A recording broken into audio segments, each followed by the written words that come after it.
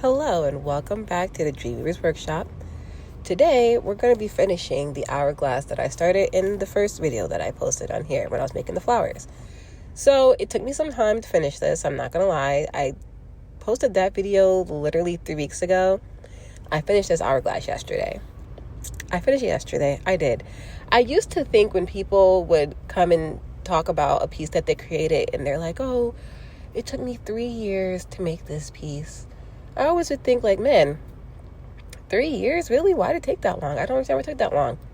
Procrastination. I wouldn't even call it that. There's a reason why it took this long. And for any other art piece that, like I had one that I did that legitimately took me a year plus to finish. And it was just missing inspiration. I wasn't even procrastinating. I wanted to finish it, but the inspiration was not there. However, this is not about that. This is about this hourglass. This is a theme. This is a spring themed hour. Languages? Okay.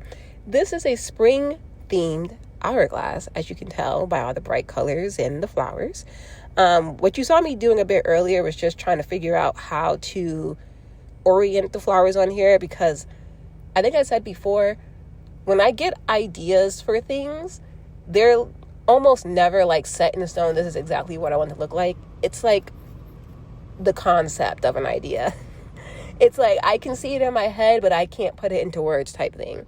So I wasn't sure how I wanted the flowers to lay, as you see me experimenting with here. Like I'm laying them up instead of flat, because I was like, well, let me try that or whatever. So I'm experimenting with the placement as I'm making it, because I don't know. I just know I want flowers on the bottom.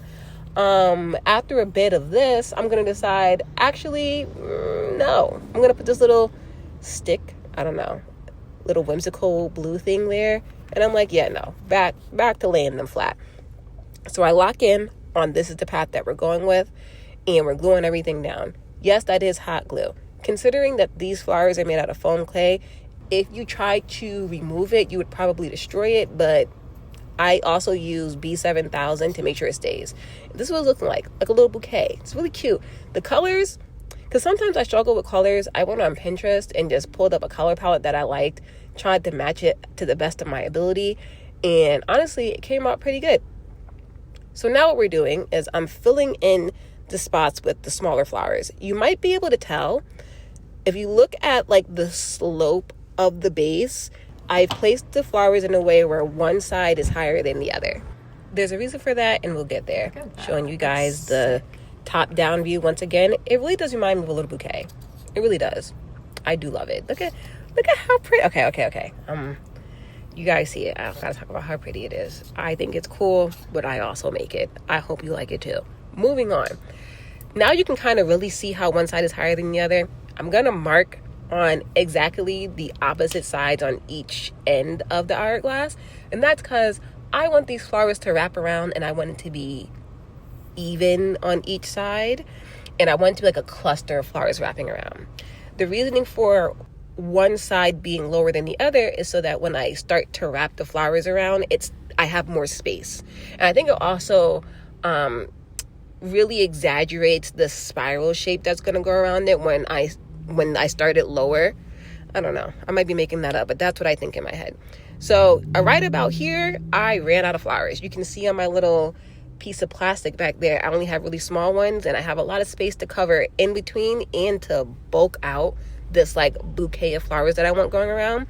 So I start placing these little, I don't know what to call them. Like I was making the flowers, and then I was like, oh, some little things sticking out might be cute, like little vines, but they're not vines, but maybe they are. Maybe they are vines. Actually, they are vines. I just branded them. They're vines.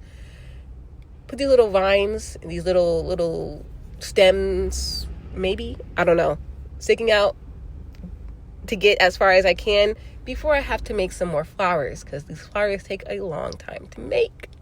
They're a labor of love, but they came out beautiful. Look at them.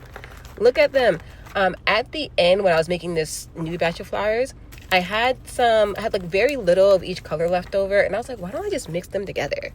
I mixed them together, and I'm going to make another hourglass with this orange and pink combination you're going to see, or yellow and pink, because the colors mixed together are even better than when they're like, look at that. That's not cute. Wait. Watch this one. Hello? Is that not giving like summer on a beach? Skinny dipping with your heart out. It's my favorite part. Now, you know what I'm talking about. And then this one looks like the little rabbit that I made that one time.